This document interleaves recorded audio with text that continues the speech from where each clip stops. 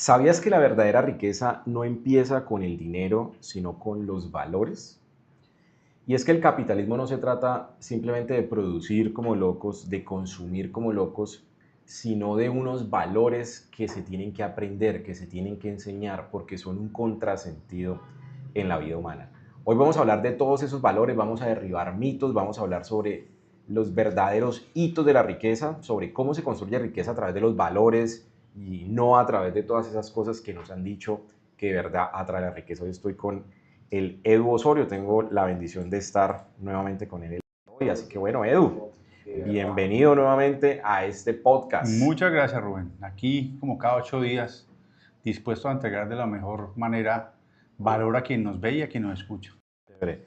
Bueno, y hablábamos con Edu y de hecho parte de lo que ha sido la idea de este podcast es enseñar sobre los valores de la riqueza, sobre los valores que verdaderamente los inversionistas utilizamos consciente o inconscientemente. Hay gente que inconscientemente ejerce estos valores y desde luego indefectiblemente construye riqueza, y por eso este podcast se llama así. Vamos a hablar sobre los valores del inversionista inteligente, y creo que hay mucho mito sobre cómo se construye riqueza, Edu. Entre esos, la ley de la atracción, entre esos, el magnetismo, la meditación, mil y una cosas. Pero lo que, digamos, científicamente podríamos decir que funciona es un método y básicamente es construir virtudes. ¿Qué virtudes hemos identificado, Edu, que nos quieras compartir hoy? Bueno, construir riqueza tiene unos fundamentos y unas virtudes.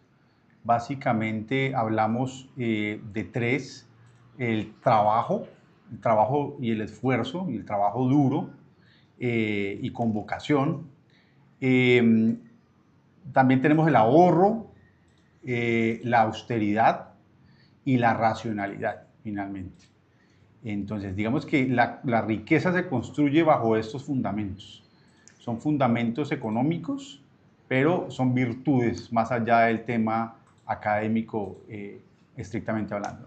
Claro, y esos valores, Edu, se han ido perdiendo con el tiempo. Hemos identificado que hoy en día la gente no te habla de por qué es importante el ahorro, sino que te enseñan a ahorrar. De hecho, nosotros muchas veces lo que hacemos es eso. Nosotros somos profesores de enseñamos a ahorrar. Vos tenés justamente un taller muy interesante en donde le enseñás a papás cómo ahorrar, cómo sembrar, de hecho así se llama tu taller, cómo sembrar semillas de riqueza en los hijos. Sí. Pero se nos ha ido olvidando el por qué eso es importante, el por qué el ahorro, el sacrificio, el trabajo es importante. Sí, hay muchos cursos sobre finanzas, cómo hacer un presupuesto, cómo ahorrar, pero creo que es muy importante también enseñar ese otro lado del por qué son importantes estos conceptos. Mira, hay un ejercicio muy sencillo,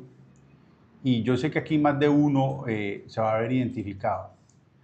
Y es que cuando uno habla del ahorro, la primera imagen que se le viene es el marranito, el chanchito, ¿no? La alcancía, se llama acá en Colombia. Pero cuando uno le pregunta a los papás el objetivo de esa alcancía, casi que el 100% te va a responder con que es para comprar algo, o para adquirir algo, o para aumentar algo. Claro. Nadie, prácticamente ninguno, te va a responder que es para construir más capital, para que se reproduzca, para invertirlo. Normalmente pensamos en el ahorro es en función del gasto, en un gasto futuro. Y si bien el ahorro se puede utilizar para eso, digamos que no necesariamente tiene que ser y exclusivamente debe ser pensado en función del gasto. El ahorro es el motor de la prosperidad. Yo estoy totalmente convencido con eso. Y es el motor de la prosperidad no en función del gasto, sino en función de la multiplicación, es decir, del otro motor que es la inversión. Claro. Y en pantalla estamos viendo una frase muy famosa de Warren Buffett. Creo que es una de sus frases más famosas, y es: no ahorres lo que queda después de gastar, sino gasta lo que queda después de ahorrar. Y ahí en la foto les puse la casa de Warren Buffett. Es una casa, no es una casa de pobre, No es una casa modesta, Omaha. pero para su nivel de riqueza, o sea, estamos hablando que Warren Buffett Es el cuarto hombre más rico del mundo. porque quiere, ¿no? Porque donó la mitad de su fortuna. Sí. Pero podría ser el más rico. Podría ser el más rico del mundo lejos. Y lo ha sido, y cada que es el más rico del mundo deja de serlo porque regala la fortuna. Y vive en una casa que para su nivel es modesta. Es modesta. De hecho, es una casa de clase media americana, una casita de cualquier 800 Es al final dólares. de una calle en el pueblo donde nació. Total. Que es un pueblo literalmente, no crea pues que es la megaciudad, no, es un pueblo de un estado que no es tampoco el estado más grande ni el más cosmopolita que se pueda decir, ¿sí? Entonces, sí, no, él no vive en Ibiza, no vive en Brickell, en Miami, ni en Nueva York, ni estamos hablando de Avenida. No estamos hablando de una calle al final de Wall Street, ni en Manhattan, no estamos hablando de un pueblo, en un estado modesto, o sea, un estado que no es reconocido precisamente por su abundancia, por así decirlo. Claro, y digamos que yo admiro mucho a Warren Buffett y es para mí el arquetipo de un capitalista real, Edu. Porque el capitalismo tiene muy mala prensa, ¿no? Hoy en día el capitalismo, nos han vendido el capitalismo con una prensa muy mala y se nos ha vendido el capitalismo como todo lo peor, como el causante de todos los males del mundo. El causante, de hecho, vimos nuestro presidente, qué pena que meta temas políticos, pero no lo voy a meter del tema político, pero voy a opinar sobre lo que el hombre hablaba en las Naciones Unidas y decía que el capitalismo ha acabado con el mundo y que el mundo se va a acabar gracias al capitalismo y que el capitalismo es lo peor. Y creo que, o al menos yo personalmente me siento que tengo que ser un profesor o enseñar o pontificar o evangelizar que el capitalismo no es malo. Justamente lo que ha sacado al mundo de la pobreza son las ideas del capitalismo, solo que nos han satanizado el concepto que nos da pena decir yo soy un capitalista, sino que lo maquillamos, no, pues a mí me gusta, y a todo lo que es el capitalismo le tenemos que huir porque la batalla cultural ha sido atacar estos principios que han hecho grande a Occidente. Yo creo que es un problema de desinformación, Rubén.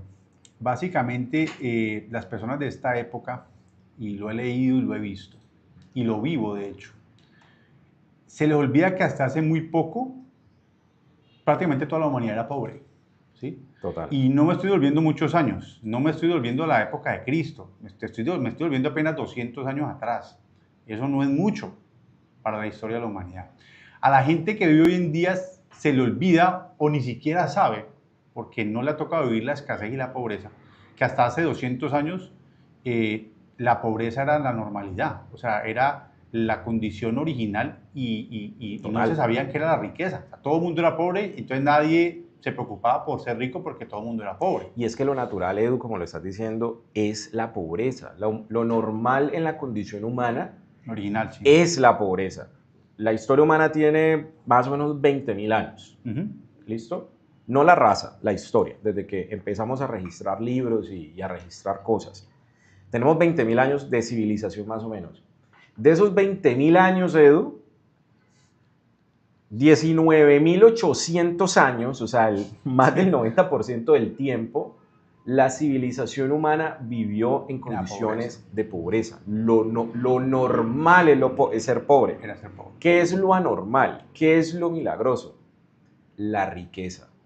¿Qué es lo milagroso? Que ustedes y yo no trabajemos picando piedra, cazando mamuts, ¿cierto? Exactamente. Gracias a que podemos tener una civilización que se construyó a través de principios capitalistas, que ahora les vamos a hablar cuáles son esos principios y que por qué tenemos que estar orgullosos de ellos y fomentarlos en nuestros hogares. Gracias a eso es que hoy tenemos personas que pueden trabajar en cosas que antes ni siquiera existían. O sea, es gracias a esos valores que desarrollaron esta civilización, pero tenemos menos de 200 años. Exacto. De esto. Hace menos de 200 años que se empieza a ver al ser humano salir de la pobreza y a lograr identificar un estado diferente al mismo, al de la pobreza, a identificar el estado de riqueza. Pero yo no me voy a volver de 200 años. Yo lo miro a usted a los ojos, televidente, y le pregunto si su tatarabuela vivía mejor de lo que usted vive hoy, y yo estoy seguro que usted me va a decir que no. Entonces ni siquiera me toca volver 200 años, o la bisabuela, porque si uno se pone a analizar las condiciones de vida de nuestros bisabuelos, no creo que sean mejores que lo que hoy tenemos en día. Se dice, de hecho, Rubén, que hoy más que nunca hay millonarios en la humanidad. O sea, hoy más que nunca en la historia de la humanidad tenemos gente millonaria. Y eso está bien. Claro. ¿Sí? Eso está bien. ¿Por qué? Por lo que venimos diciendo desde lo que arrancamos el podcast. Porque venimos de un estado de escasez y de pobreza a un estado de abundancia, que es lo que finalmente el ser humano busca, per se, ¿no? Total. Vamos a ver otra frase de John D. Rockefeller. Y dice que creo que la frugalidad es esencial para vivir de forma bien ordenada. Y este concepto, Edu, a mí me resuena mucho. Pues Rockefeller no es mi referente capitalista, era un capitalista total. No es mi referente porque ese man sí era machucho, o sea, dentro, Tacaño, si uno quiere construir riqueza, realmente, si vos sos tacaño, llevándolo al extremo, sos tacaño y no te gastas nada y no, nada, te enriqueces si ese dinero lo invertís, pero eso no es una vida buena, o sea, eso es una vida ya que no es dulce. Es que hay una diferencia. Y él era eso, Warren Buffett no. Es que hay una diferencia entre el atesorador, exacto, y el acumulador. Ojo con esto. El atesorador, te puedo dar un ejemplo muy sencillo, los piratas. ¿Qué hace el pirata cuando se encuentra un cofre lleno de monedas? Lo entierra. Y hasta que nos volvamos a ver, o hasta que yo lo vuelva a reclamar. Ese es el atesorador. El acumulador es diferente. El acumulador es: guardo mi capital, pero tengo un objetivo y un propósito muy claro.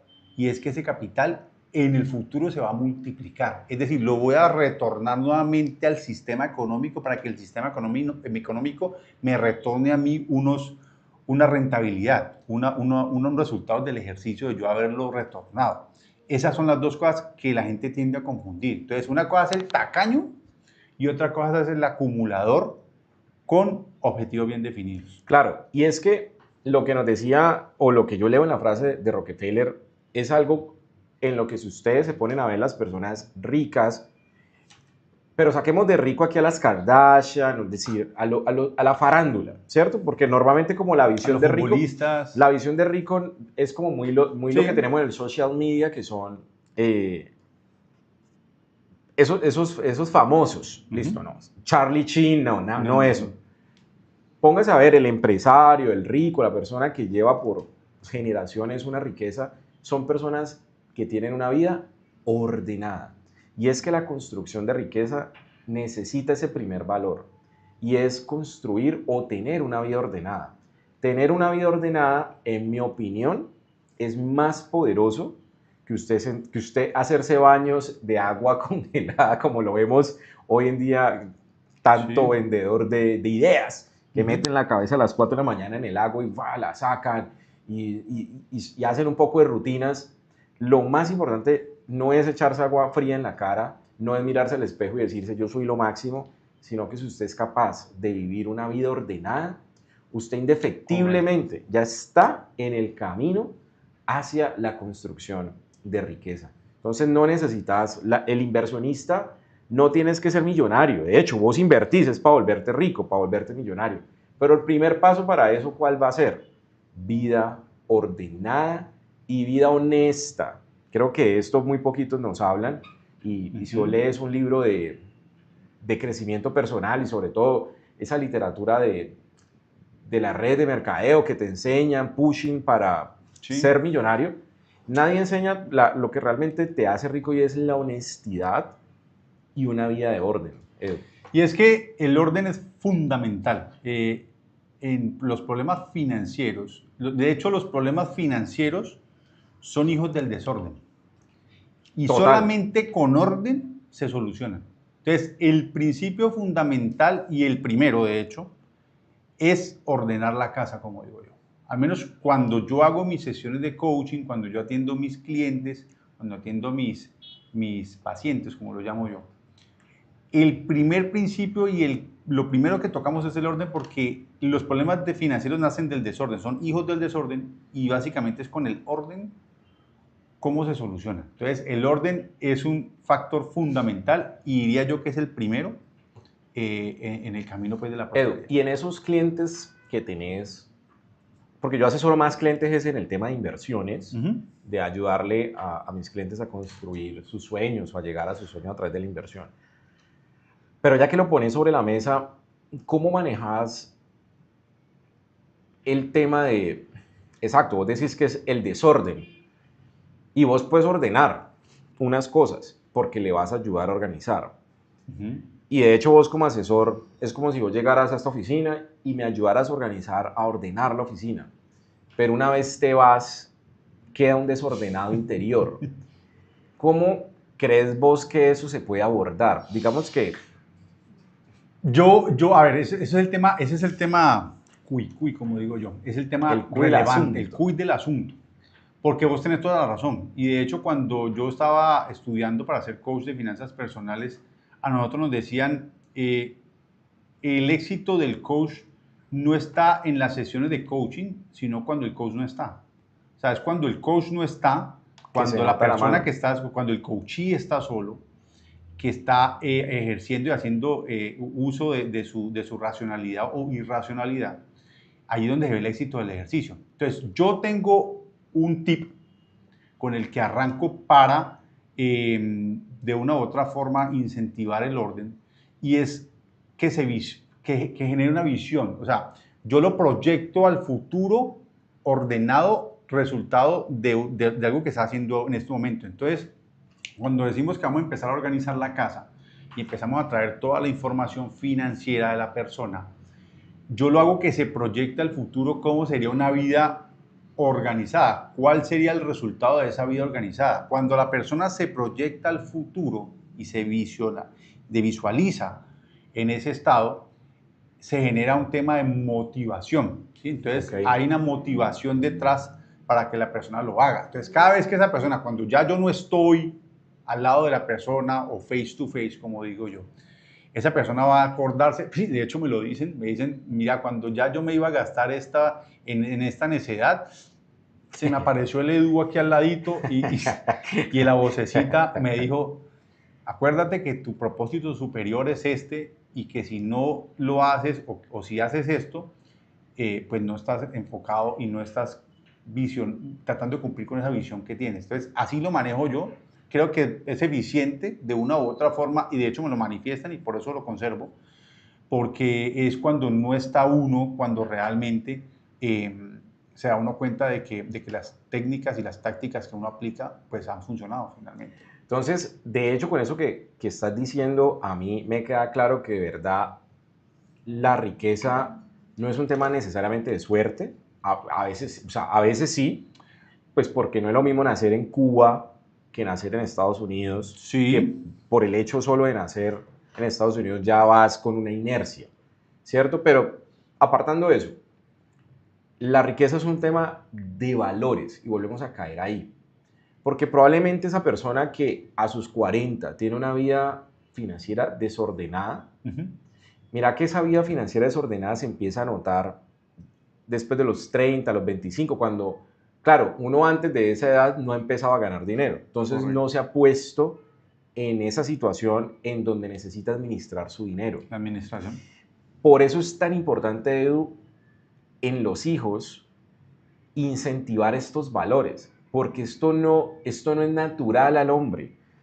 O sea, es un contrasentido, el orden financiero, es un contrasentido el que yo me quiera gastar estos tiquetes a Europa o quiera gastarme ya todo el dinero para las fiestas de diciembre y todo lo que es la rumba en diciembre y yo tenga que dominar mis deseos. Eso es un contrasentido y eso se tiene que aprender. Por eso el capitalismo se tiene que enseñar, los principios del capitalismo se tienen que enseñar porque se olvidan. O sea, el capitalismo, como decía el profesor Miguel Ancho Basto, es una tecnología mental, como la contabilidad. Correcto. Es una tecnología mental. De ahí viene la racionalidad, que es claro, uno de los principios fundamentales del capitalismo. Ser total, racional. Total. Entonces, esos valores, si uno los viene a aprender viejo, se pueden aprender, pero cuántos dolores de cabeza ¿A y costo de qué? cuántas Correcto. cosas le evitaríamos a nuestros hijos Total, si lo enseñamos desde chiquitos. total, Mira total. que aquí pensándolo en la Biblia, para los que les gusta la literatura bíblica, la Biblia enseña estos mismos principios, digamos de una forma más, eh, con unos floripondios, ¿listo? Con unos, Más un adornado. poco más adornado, pero dice algo muy interesante y esto refuerza lo que estamos diciendo. Y dice, y estos principios, después de que los ha enseñado, ¿qué los principios? Los de la propiedad privada, los contratos, los has de escribir en tus puertas, en los postes de tu ciudad, te los tenés que amarrar en las manos, es más, te los tenés que pegar en la frente, se los tenés que enseñar a tus hijos todos los días y tenés que pegarlo a la entrada de la ciudad. Entonces yo me imagino una sociedad como la de hoy, que los principios de la honestidad, el trabajo, el ahorro, el respeto por el otro, los contratos tienen que estar en vallas, tienen que estar en tu casa por toda parte, tienen que hablarse en la mesa, porque eso se olvida, realmente eso Correcto. nosotros los humanos no nacemos con eso. De hecho, si uno se remite a los orígenes del capitalismo, y yo sé que probablemente aquí hay alguno, un intrépido que se va a ir a buscarlo, y de hecho lo incentivo para que lo haga. Si uno se va a los orígenes del capitalismo, vienen del protestantismo, ¿sí? Que es un tema de religión, ¿sí? Entonces, por allá en el siglo XVIII, una persona que se llamaba Max Weber vio que los valores del protestantismo aplicaban muy bien al capitalismo. Entonces, vos dijiste ahorita algo muy importante y es que en la palabra bíblica, en la Biblia como tal, si uno se pone a escudriñar o lee entre líneas, se va a encontrar con que existen estos principios y valores dentro de la misma religión como tal. Hay gente que no le gusta la religión, no estoy hablando de que vamos a hablar de religión en estos momentos, pero sí quiero que esto tenga bastante relevancia porque vienen de mucho más atrás. O sea, ni siquiera nacen allí en el siglo XVIII, sino que tendríamos que remontarnos muchísimo atrás. Lo que pasa es que hubo personajes en este siglo en particular que vieron que esos valores se puedan adaptar a la economía, al capitalismo, y hacían un perfect match, lo que ya hago yo, o lo que digo yo, perdón, y, y ahí nace y De surge hecho, pues, el de hecho, yo lo capitalismo. complementaría diciendo que los principios del capitalismo florecen muy bien en sociedades católicas. De hecho, la contabilidad nace en Italia. Sabemos que un monje, Luca Paciolo, es el que crea ese método, es un sistema de contabilización de doble partida. La banca también nace en La Italia. banca nace en Florencia. Stone Entonces, Age. todo eso florece muy bien en sociedades que siguen los principios de la frugalidad, los principios de pensar en el futuro. Y yo no es que esté diciendo que la religión judeocristiana sea mejor que otra, eso es una descripción. Se mueve muy bien también en sociedades maoístas, ¿listo? Ajá.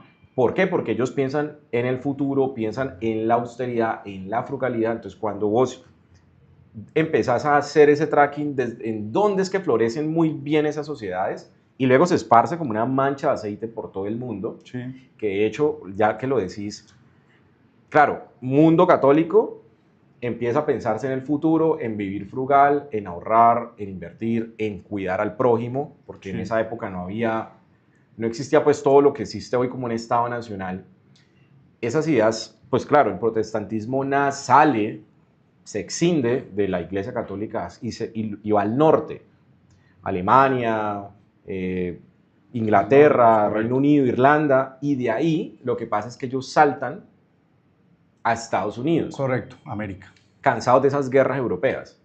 Y llegan esas personas a Estados Unidos y vos ves que esos primeros peregrinos eran las personas que el trabajo era una virtud, que la pereza es un pecado capital. De eso no está en la Biblia como pecado capital, sino que se lo inventan estas sociedades. Sí. Pero es tan así que para ellos el trabajo es una virtud total. Correcto. Y por eso Estados Unidos realmente se le nota la diferencia, porque es que a ellos les llegó un tipo de personas, los valores, muy distintos a los que nosotros nos llegaron. Claro, nosotros nos tocaron los españoles. No, y aunque los españoles son enormes, una civilización hermosa, Sí, impresionante, pero nosotros nos acostumbramos a tener pero un rey. exacto. Entonces nos llegó de otra forma la conquista, por así decirlo, pues, mejor dicho.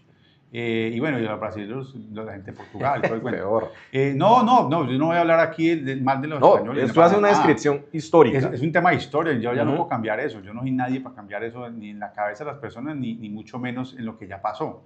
Pero si nos vamos a remontar a eso, efectivamente tiene sus orígenes en la conquista, en la mentalidad que llegó a América y de la forma en que llegó y con los valores que llegó a donde llegó, por así decirlo, pues, mejor dicho. Y es que básicamente la riqueza o la prosperidad es hija de tres cosas. Es hija del trabajo, o sea, del trabajo consciente y con vocación, el ahorro y la inversión. O sea, esos tres componentes hacen la fórmula de la prosperidad. Si la gente se pregunta, ay, ¿cuál es la fórmula de la prosperidad? Es esa. No la busque, no le pregunte a la inteligencia artificial, créame, es hija del trabajo, el ahorro y la inversión. Si no se tiene ninguno de esos tres componentes, no hay prosperidad. No hay ¿Sí? prosperidad. No hay prosperidad. Y entonces ahora pensemos en un diagnóstico de nuestra sociedad. Nuestras sociedades tienden a ser pobres porque se ha atacado ese primer pilar, que es el pilar del trabajo. Uh-huh. ¿Cómo se atacó? Volviendo históricamente al tema. Antes el trabajo era una virtud.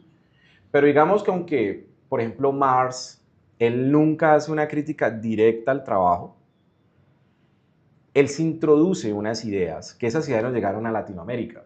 Uh-huh. ¿Listo? Cuando esa guerra fría, revolución bolchevique y a nosotros nos llegaron todas las ideas del socialismo. Y aunque en las ideas del socialismo el trabajo es virtud, porque se trabaja para un conjunto, sí viene con un veneno por detrás. Y es decirte que es que trabajar para un empleador es malo, porque el empleador te está robando. Sí, Porque esas ideas socialistas meten la idea de que la explotación. hay una explotación, Exacto, que el trabajador me roba mi plusvalía, exacto. que el rico es una raza distinta, el proletario, que es el que no tiene más que su fuerza laboral, piensa distinto, eso se le llama polilogismo, Mises lo enseña, Uh-huh. piensa distinto a como piensa un burgués, que es la misma idea nazi, Sí, sino que ellos manejan un polilogismo distinto, que el negro piensa distinto al ario. Entonces, los socialistas dicen, el empleado es distinto al burgués. Entonces, cuando ya nos meten esas ideas nos llegan acá en los años 60, entran a sí, nosotros, Revolución Cubana, el trabajo empezó a verse como concepto muy golpeado, porque ¿quién va a ir a trabajar feliz si te están robando el fruto de tu trabajo, Edu? exacto, Es que estás enriqueciendo a otro. exacto. O sea, Y ahí viene otro tema que nos da inclusive para otro podcast, y es el tema de la propiedad privada. ¿Sí? total. El de la propiedad. El de fruto de mi trabajo, pues yo me lo gané, yo tengo derecho a explotar eso que yo me gané de la forma, y ahí viene amarrado a otro, que es la libertad de, de, de, de hacer uso de mi rentabilidad y de mi ganancia de la forma que yo quiera hacerlo, en donde quiera hacerlo. ¿Sí me entiendes? Entonces, ahí entran otros valores del capitalismo, que son la propiedad privada, la libertad individual y el interés propio, ¿no? Total. Y es que mira que, volviendo al tema de trabajo, y digamos que parte de lo que yo busco en estos podcasts es sanar un poco esa mala concepción o esa mentira que se nos ha metido incluso desde las universidades públicas. Yo vengo de escuela pública, colegio público, universidad pública. O sea, me conozco al dedillo qué es lo que enseñan allí. Y es que el trabajo no es explotación, Edu. Y digamos que si alguno tiene la duda y si me quieren alegar ahí por el chat, lo debatimos. El trabajo no es una explotación porque el trabajo es cuando yo te estoy comprando, si vos trabajaras para mí, Edu, haciendo, qué sé yo, est estos, Audífonos. esos audífonos, tus 8 horas de trabajo o las horas que quieras trabajar, porque es que eso es otra cosa, nos han metido que el trabajo son 8 horas y ya. Uh-huh. Y que si vos trabajas más, entonces hay que castigarte por trabajar más. Cuando antes el trabajo era libre, sabe, el que es capaz de trabajar 60 horas a la semana le hace, Uh-huh. y el que trabaja menos, trabaja menos. Pero el trabajo realmente es como cuando vos me ayudas, por ejemplo, a hacer este cuaderno, a hacer estas agendas. Parte de lo que vos haces es, no sé, pegar la contraportada. Vos ayudás a producir esto. Cuando eso se termina a través de muchos empleados, yo ya lo tengo como empresario y lo salgo a vender. Cuando yo esto lo salgo a vender, yo recibo un dinero, pero no voy a recibir el dinero hoy, sino que lo va a recibir dentro de mucho tiempo. Correcto. ¿Listo? Eso es ser empresario. Entonces, dentro de ser empleado, que ser empleado es una ventaja muy bacana, es que a vos te pagan siempre, todos los meses, aunque el empresario gane o pierda. Correcto. ¿Listo? Entonces, ¿realmente qué es el empleo? El empleo es un mercado de tiempo. Es como cuando yo te vengo con un cheque. Entonces, vos me haces un aporte al sistema productivo de estas agendas y vos me decís, empleador, vos esta agenda la vas a vender en $100 en el futuro. Yo aporté $20 de eso que se va a vender. ¿Me lo pagas ya? Entonces yo te digo, sí, pero te doy 19.5 por eso. Claro. Es como si vos tuvieras un cheque futuro Sí. y me estuvieras vendiendo a hoy, a precio presente, un dinero que es en el futuro. Entonces, ¿qué Correcto. soy como empresario? Un financiador de una persona que me aporta en mi labor. Entonces, nunca piensen que la relación, y se nos ha metido esa idea, que la relación entre el empleador y el empleado es una relación que es de pelea. No, antes el empresario lo que hace es que ahorró frugalmente muchos años, tiene un dinerito allí para un proyecto empresarial y que empiezas a pagarle a tus empleados un dinero futuro que se los puedes pagar ya. Y si vos te pones a ver, hablando del emprendedor, del empresario e inclusive del inversionista, pues es quien pone el riesgo. ¿Sí? Ahora tú hablabas de que el empleado recibe su compensación, su salario, independientemente, inclusive muchísimas veces, y te lo digo por experiencia propia, como empresario, de si la empresa le está viendo bien o no. De hecho, si ustedes se vuelven unos 3 podcasts anteriores, vos hablabas de que en la pandemia hubo muchos de tus amigos que quebraron por sostener la empresa a pérdida. O sea, estábamos en pandemia, no se estaba vendiendo y esos empresarios que en muchísimos casos y muchas ocasiones escucho a muchos personajes de la vida pública decir, satanizarlos, sostuvieron la empresa a pesar de que estaba en pérdidas en pro de mantener a sus empleados. ¿Y el riesgo quién lo puso? El empresario. O sea, el empleado realmente no tiene nada que perder cuando la empresa se acaba. Listo, perdió su trabajo, pero va y sale y se consigue otro trabajo. ¿Sí? Claro. O sea, así de sencillo. El riesgo lo puso el empresario, el emprendedor que puso su capital a riesgo de que la empresa funcionara o no funcionara. Y entonces, claro, entre esas ideas de que el trabajo es malo, para que pasemos ya al concepto de ahorro. De que trabajarle a alguien es malo. Ajá, y por eso mucha gente lo meten en pirámides y lo meten en cuentos de multinivel con la idea de que es que vos le estás trabajando para enriquecer a otro. O sea, te satanizan el empleo, eso es horrible. Yo detesto esa frase. No, trabajar no es malo. Usted trabajar en una empresa que hace medicamentos o que hace alimentos, estás produciendo, yo qué sé, estás en la industria aeroespacial o estás... En la industria que sea beneficia al que lo necesita. Produciendo para la propia sociedad. El trabajo es una virtud y el trabajo es dignificante totalmente. De hecho, hay un dicho de Adam Smith que dice que el zapatero no hace zapatos para la humanidad. ¿No? Quítese eso de la cabeza. El zapatero no hace zapatos para la humanidad. El zapatero hace zapatos en beneficio propio de ganar un recurso y de ahí el resultado se beneficia a la humanidad, que es muy diferente. Claro, el zapatero lo que busca es un bien personal. Correcto. Es decir, me quiero ir para Cancún el próximo año. No tengo dinero, por lo tanto me pongo a producir los zapatos que quiere Edu, correcto, su esposa, su hija y las demás personas de la sociedad, porque yo sé que si les satisfago sus necesidades, ellos me van a intercambiar eso que les he satisfecho primero, a riesgo además, claro, de que para que me quede un dinero y con ese dinero yo pueda cumplir mis sueños objetivos, que es mandar a mis hijos, a los hijos del zapatero a la universidad, a poner el pan en la mesa. Entonces, el trabajo es una virtud y no se puede satanizar. Así que cuando ustedes les hablen de que es que usted está haciendo rico a otro, no le crea, dígale. Si usted es tan berraco, de hecho por eso es que no hay tantas cooperativas, Edu, porque en una cooperativa es, todos trabajamos y cuando el producto se vende en 5 años, cobramos todo, por eso la Sí, mayoría de personas tiende a ser empleado, porque sí, nadie vende, o sea, lo que hace el empresario es pagar a valor presente algo tu que va a recibir aporte laboral que a se futuro. liquidará en el futuro. Vos hablas de una Correcto. cosa importante y es que yo trabajo en una empresa, me echan de la empresa y me consigo otra empresa.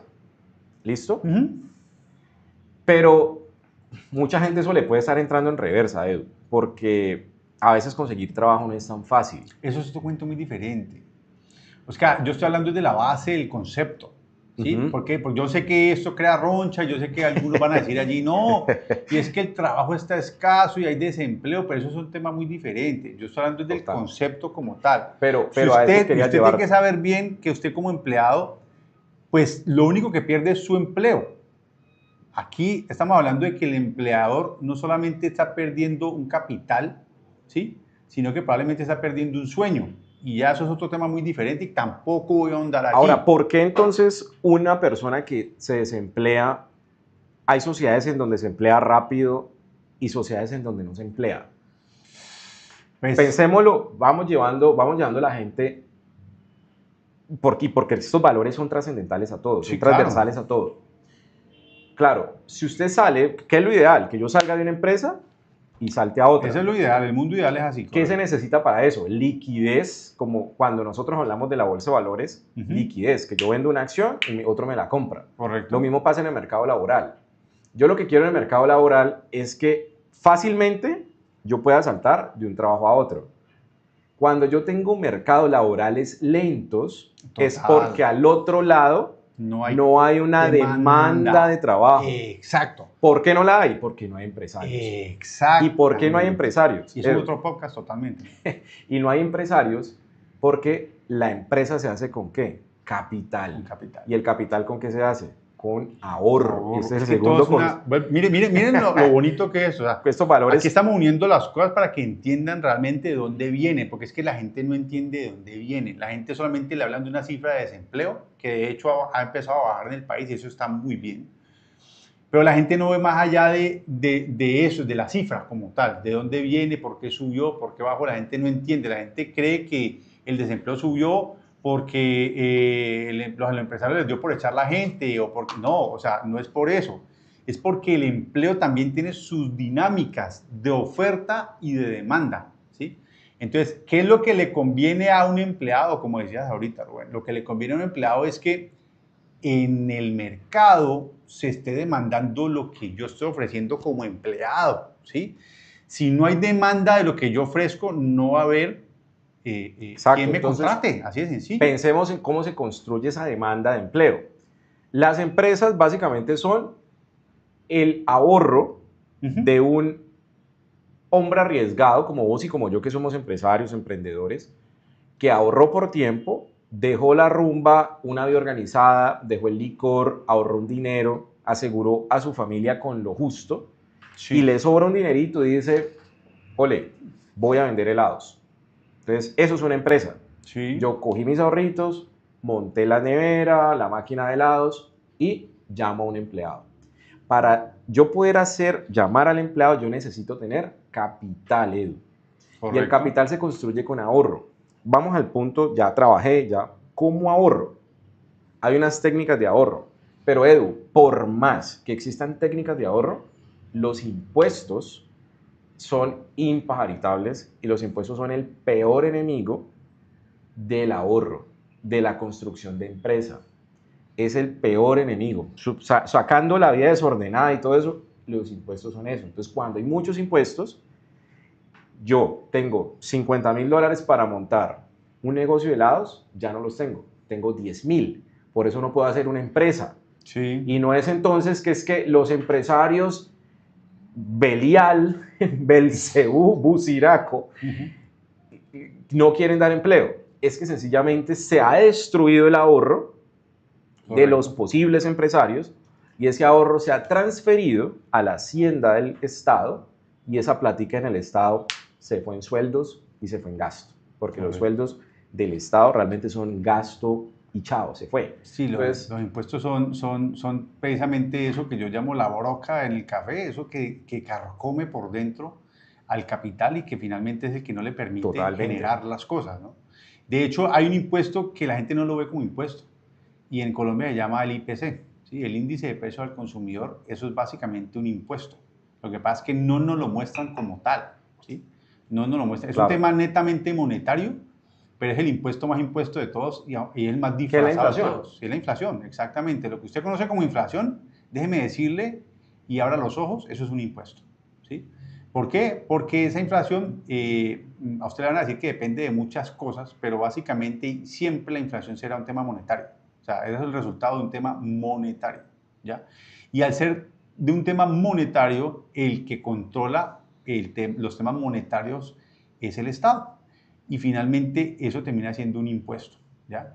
Entonces, si quiere estudiar un poquito más, hay muchísima literatura, hay muchísimos videos que usted los puede buscar y le van a hablar exactamente lo que yo le estoy diciendo. Esto no me lo estoy inventando yo.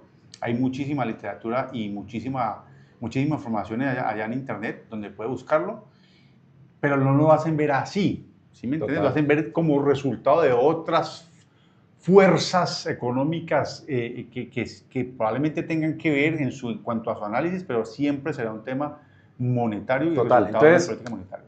con esto que estás diciendo, me haces pensar dos cosas y me haces llevar mi capacidad como asesor de personas a otro nivel.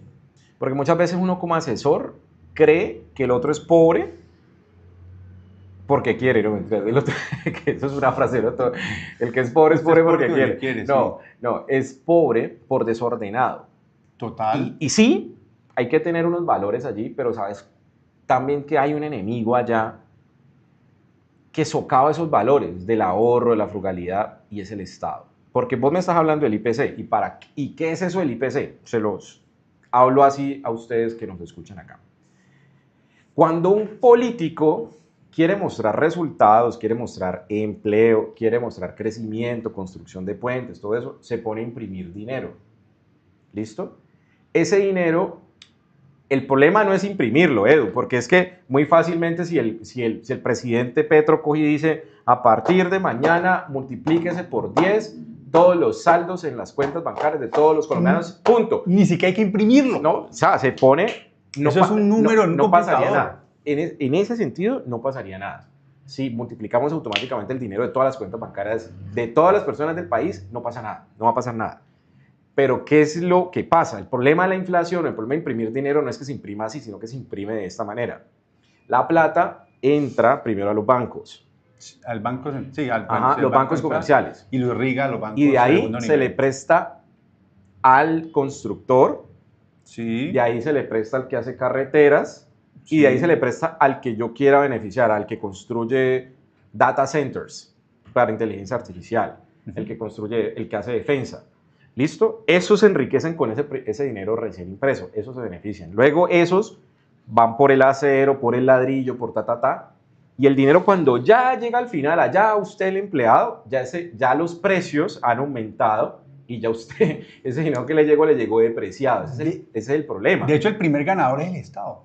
Claro. O sea, ¿quién gana más que el que imprime el dinero o el que maneja los saldos? Pues el primero, o sea, el Estado. Él y sus amigos. No, y de hecho él como tal, pues imagínese usted tener en la casa una máquina para imprimir billetes. ¿Quién es el primer beneficiado de la impresión de los billetes? Pues usted, y en este caso el Estado. Claro. El primer beneficiado con el aumento de la oferta monetaria es el Estado, que es el que imprime el dinero, o en este caso que ya ni lo imprime. La gente cree que el dinero todavía es físico, ¿no? El dinero, el 90-95% del dinero ya es digital o es sencillamente una cifra en un balance. Sí, eso lo he escuchado yo muchísimas veces. De hecho, en esta última vez he escuchado a muchísima gente hablando de eso, de que la gente cree que es que el dinero es lo que uno tiene en el bolsillo, en los billeticos que uno tiene, pero no, el dinero ya hoy en día es una cifra en un balance. Y eso es tan sencillo como aumentarlo, disminuirlo, no necesita ni siquiera ya imprimir. Yo hablo de imprimir porque es de una manera más gráfica, ¿sí? Para que entienda la gente. Ya manejar un tema de saldo es un poquito más complejo, pero imprimir el dinero, el primero que imprime el dinero es el Estado. Entonces el Estado, Edu, es un enemigo del valor del ahorro, porque cuando vos imprimís, correcto. ¿Qué significa imprimir? Llevémoslo a la vida cotidiana, y esto les va a empezar a pasar de aquí en adelante. Don Edu, le tengo una tarjeta de crédito por $100.000, Sí. por $200.000, y es lo que pasaba hasta hace 2, 3 años. Y entonces ahí es donde uno ve personajes que tienen la cuatrimoto, el jet ski, la moto deportiva y todo lo debe. Sí. Entonces, cuando vos llevas a tus ciudadanos a consumir a punta de crédito, vos destruís ese segundo pilar. Ya a punta de ideología destruiste el primero, que es el trabajo. Había frugalidad. Ajá, Claro. destruiste el trabajo a través de esas ideas estúpidas de la explotación, de que el empresario es mi enemigo. Ya ahí destruiste. Luego, además, los poquitos por los ojos, Por las gaste. venas. Porque si usted me deja la plata en la cuenta de ahorros, esa plata se le va. Se le va, claro.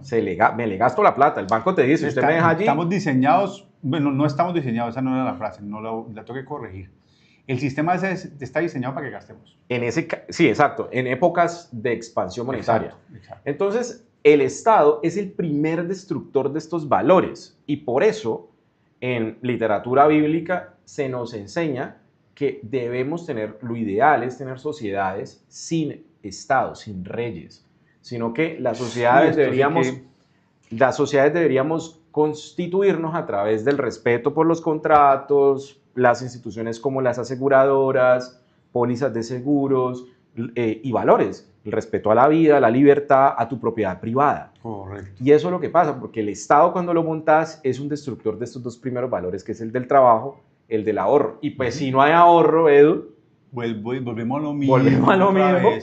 No hay inversión. Y por eso nuestras sociedades son pobres. Ahora, otro destructor de la inversión, Edu, desde el Estado. La imposibilidad, si vos y yo quisiéramos montar un banco, ¿qué tan fácil es que podamos hacer un banco? Es las barreras de entrada altísimas. Si vos y yo quisiéramos construir calles o tapar los huecos de mi barrio, ¿podemos? No podemos. Del Estado. Porque hay que pedir permiso. Claro. Entonces la inversión se vuelve difícil porque hay una maraña ahí que viola el principio de la libertad y de la propiedad privada. Correcto. Hackbo nos pregunta, ¿qué pasa en países con inflación negativa o cercana a cero? Hackbon, en esos casos, cuando vos tenés una sociedad tipo Noruega, tipo Suecia, los nórdicos sobre todo, Suiza, lo que está sucediendo allí es que no hay impresión, o más bien, es que el problema no es la impresión, el problema es que la impresión sea más alta que la necesidad del dinero. Que la demanda, correcto. Entonces, ¿cuándo se puede imprimir? Cuando yo soy el zapatero, tengo mi máquina de hacer zapatos y yo empiezo a producir zapatos y soy muy eficiente con mi equipo de empleados en hacer zapatos cada vez más baratos y que mi mercado me exige más zapatos. Entonces yo empiezo a producir más zapatos y pues el banco imprime, el Banco Central imprime, pero esa impresión de dinero está por debajo de la cantidad de zapatos que hay en el mercado.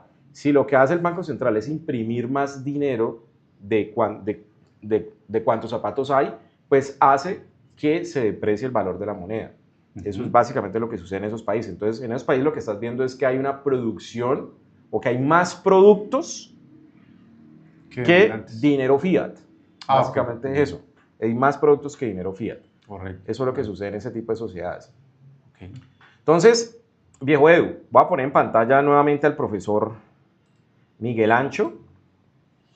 Dice, el capitalismo es una forma de pensar, una forma mental que te invita a ahorrar y a trabajar. Y yo sigo mucho a este profesor, el profesor es el profesor de mi esposa, de hecho. Y es un lector impresionante. O sea, este es un man que yo admiro demasiado. Y yo les invito a que lo sigan. El hombre es profesor, de hecho, en una universidad que se llama la Universidad de las Hesperias. Ha sido profesor en Centroamérica, es un español, es un gallego.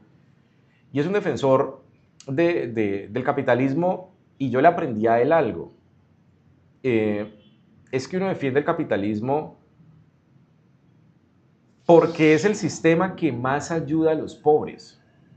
No es el sistema de los ricos. Realmente el capitalismo es el sistema que más ayuda a los pobres. Y claro, tiene 1000 enemigos, pero si ustedes se ponen a ver, los 1000 enemigos siempre son enemigos que vienen del Estado. Y esos que te dicen, no, pero es que el capitalismo acaba el mundo, el capitalismo, y si yo debatiera con algunos de ustedes, si algún día quisiera tener un debate conmigo respecto de lo que son los supuestos males del capitalismo, porque el capitalismo realmente no es que tenga errores como tal, es que si ustedes traquean esos supuestos errores del capitalismo, son errores que tienen que ver con la intervención estatal, más Sí. allá de lo que es el capitalismo. El capitalismo, al fin de cuentas, no es, más bien son unos principios personales, sin decir que es una religión. Se necesita muchas veces una religión para poderlos vivir, como el budismo, como el cristianismo, o sea, religiones que te enseñan a pensar en el futuro, en la trascendencia, a pensar en la frugalidad, ¿cierto? Pero básicamente es eso, o sea, el capitalismo es el amor al trabajo, esforzado, con amor, el ahorro, ¿cómo se puede decir? Sacrificado y la inversión inteligente. Y es que, Rubén, yo te digo algo, pues aquí no estamos inventando el hilo negro ni el agua caliente. La humanidad en su historia sabe y conoce y ha probado distintos modelos económicos, ¿sí? Entonces, pues aquí yo no estoy diciendo nada más de lo que las personas pueden ver, inclusive hoy en día, ¿sí? Y este es un tema, yo sé que es bastante polémico, espinoso, que puede levantar algo de ampolla por las formas de pensar de las personas a las cuales yo creo que se le han mal informado. Pero ya está demostrado cuál es el modelo de prosperidad. O sea, aquí sabemos qué países en el mundo, y te puedo nombrar tres, básicamente, históricamente hablando, nos han demostrado que el modelo del capitalismo, llevado de la forma que es el modelo económico más propenso para que la gente se vuelva más próspera, ¿sí me entiendes? O se vuelva próspera, de hecho. Total. Eh, y el que me diga algo diferente, pues entonces voltee a ver a países, y se los voy a nombrar, países como por ejemplo Singapur. Estudiense la historia de Singapur, estudiense la historia de Taiwán, estudiense la historia de los países nórdicos. Entonces, aquí no estoy yo, un personaje en Colombia inventándose el hilo negro, ¿no? Aquí la historia ya nos ha dicho y nos ha enseñado qué es lo que funciona y qué es lo que no funciona. Y lo que no funciona no lo voy a tocar porque yo sé que llena el chat aquí de personas que me van a decir algo diferente y yo creo que no voy a estar de acuerdo con ellos, pero también hay muchísimos ejemplos de lo que no se debe hacer con los modelos económicos eh, diferentes al capitalismo, ¿sí? Aquí estamos hablando de los valores del capitalismo. El capitalismo bien entendido desde sus orígenes y desde sus entrañas, por así decirlo, desde la raíz y de su fundamento. Y probablemente no es el mismo capitalismo del que usted le han hablado o el que usted ha visto en redes sociales o ha escuchado hablar. Aquí estamos hablando de los fundamentos reales del capitalismo, ¿sí? Más allá de lo que hablamos ahorita, Rubén, antes de que empezáramos el podcast, la gente tiene la idea del capitalismo del consumismo, de la marca, de la ostentosidad, del lujo, de la avaricia. Y yo creo que aquí creo haber ayudado un poquito a vislumbrar una idea diferente del capitalismo con sus valores fundamentales, con los valores originales del mismo. Ahora, yo sé que también hay formas de capitalismo o tergiversaciones del capitalismo que han llevado a excesos, eso también lo tengo muy claro y Claro, también hay estudios. pero eso no es capitalismo como tal, Edu. Muchas Ahí es donde cosas, está el tema. eso, es que, claro, la confusión está entre no diferenciar entre el capitalismo, que Ujú. es un sistema de libre empresa, de libertad, es un Correcto. sistema en donde yo tengo libertad de emprender lo que quiero, de transferir o intercambiar lo que quiero, de respetar tu vida, tu proyecto de vida, ¿ves? De respetar la propiedad y la vida de otro. Eso son los principios del capitalismo. Ahora, la gente lo confunde con el mercantilismo. El Exactamente. mercantilismo es un sistema en donde yo soy un empresario capitalista, pero soy amigo de un político. Y como soy amigo de un político, yo le digo, mira, a mí me parece que yo debería ser el único que explote gas en este país. Si yo te pongo dinero y vos quedas de presidente o te pongo 3 senadores, vos como director de un partido político, te pongo 3 senadores, vos me correrías una ley y le ponemos un nombre bonito, pues para que no suene tan feo. No le vamos a poner el nombre ley para bloquear a todos los demás y solo Rubén produzca gas. No, pongámosle un nombre como más bacano, como que ley para las tecnologías verdes. Así, ¿quién se va a oponer? Eso no es capitalismo, porque Exacto. estás coartando la libertad de empresa de los demás a través de un mandato. Eso no es una ley, eso es un mandato, mandatos humanos. Entonces, no confundan pilas, no confundan capitalismo con mercantilismo. Esas son cosas completamente distintas. Entonces, cuando usted venga a decir, es que el capitalismo contamina, no, señor. Lo que contamina es la incapacidad de tener propiedad privada, por ejemplo, en un río. El río Bogotá es un río súper contaminado. ¿Por qué es contaminado? Por el capitalismo no. Es contaminado, Edu, porque el río Bogotá es del Estado. Si el río Bogotá fuera propiedad privada de cualquier persona, créeme que no estaría así. De hecho, pues lo ves en una playa. ¿Las playas privadas son limpias o son sucias? Limpias. ¿Por qué? Porque hay un interés económico. Entonces, si yo soy el dueño de la orilla, de una orilla del río Bogotá, vos sos dueño de otra y otro es dueño de otra, ¿qué pasa con el de más arriba donde nos tire basura al río? ¿Qué pasaría? Lo demandamos. Correcto. Porque está destruyendo mi propiedad privada, mi interés económico. ¿Listo? Y nos vamos contra su patrimonio para reparar el río. Pero hoy en día eso, ¿por qué no sucede? Porque la Constitución dice que los ríos, las playas, los bosques, los mares, los cielos, la plataforma terrestre pertenece a una cosa que no existe, que se llama Estado colombiano. Eso es una cosa que no tiene existencia ontológica. O sea, ¿dónde está Colombia? ¿Qué es Colombia? Eso no existe, no tiene existencia. Ay, esto, mejor dicho, más de uno lo va a trasnochar. Entonces, estos principios, si vos te salís de estos principios, construís una sociedad en reversa, como la nuestra. Si vos seguís estos preceptos al pie de la letra, lo escribís en tus manos, se lo enseñás a tus hijos, lo escribís en los postes, lo pones en tu casa, vos construís una sociedad de éxito, una sociedad avanzada, una sociedad que saca rápidamente a millones de personas de la pobreza. Una sociedad próspera. Una sociedad próspera. Así como nos está diciendo Hackman, sociedades en donde no hay inflación, sino que al revés, es tanta la producción de productos y servicios. La eficiencia, eso se llama eficiencia. Que hay, es una disminución de los precios, porque cuando hay deflación lo que hay es disminuyen los precios, por lo tanto ¿Quién no está de acuerdo con lo que dice Hackman? Todo el mundo está de acuerdo con lo que dice Hackman. O sea, eso digamos que podría vivir en una sociedad así total, es una belleza. No, total, o sea, porque estamos hablando de eficiencia de una u otra forma, ¿sí? Digamos que no escucho al primero que no diga que es bueno que la economía crezca o que la inflación sea baja. O sea, eso no, en Colombia sí, ¿no? O sea, nosotros tenemos una ministra que decía que hay que empezar a decrecer. Por favor. Pero ¿para qué ellos meten eso? Pues para crear una ley, para que entonces se produzca menos y solamente sus amigos produzcan más. Ojo, eso no es capitalismo. Eso es mercantilismo. Entonces, Edu, siempre dejamos una enseñanza de valores. Ojalá. ¿Empezás vos o empiezo yo? Dejando un consejo que tenga que ver con los valores. No, yo lo que quiero es que la gente se quede con la fórmula de la prosperidad. Básicamente la dije ya como a mitad del podcast, resultado del trabajo, el ahorro, la inversión. No puede faltar ninguna de las tres. No piense que solamente trabajando y ahorrando se va a hacer próspero, eso no va a pasar. Tiene que haber una inversión. El ahorro solo no te va a hacer rico.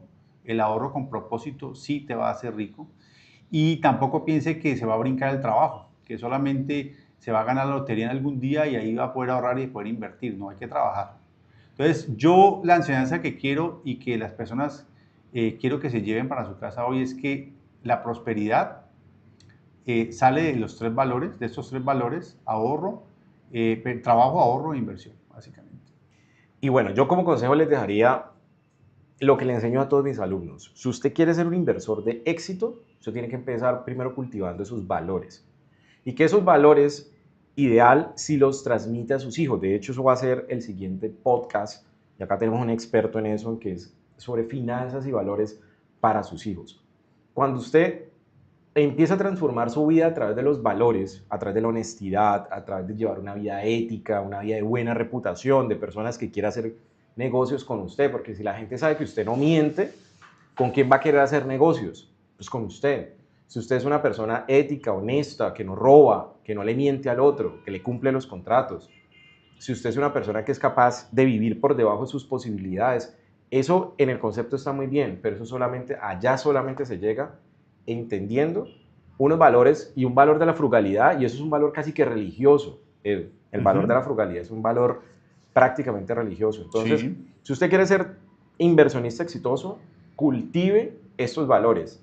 Toda sociedad construida a través de los valores del ahorro, del trabajo, el ahorro, la inversión, el respeto a la propiedad privada y el respeto al proyecto del otro, son sociedades y son familias que indefectiblemente progresan e indefectiblemente se van a enriquecer. Así Así que nos es. vemos en un próximo episodio. Vamos a hablar sobre cómo sembrar esas semillas De de riqueza. riqueza en tus hijos, cómo sembrar estrategias o técnicas de cómo sembrar esos valores en nuestros niños, en nuestros chiquitos, Tenemos en nuestra invitada, ¿no? familia. Tenemos una De hecho, invitada. para ese podcast tenemos una súper invitada.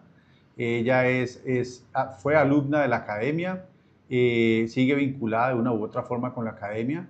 Y aparte de eso, pues es una psicóloga especialista en psicología del dinero y en psicología del dinero infantil. Entonces vamos a estar hablando de eso y además vamos a estar hablando sobre, digamos como la segunda parte de este podcast será sobre la importancia de la libertad de empresa, que es el libre emprendimiento, y tenemos también un invitado súper Súper, especial. súper Así especial. que nos vemos en un siguiente episodio. Dios les bendiga y estamos en contacto. Bye bye.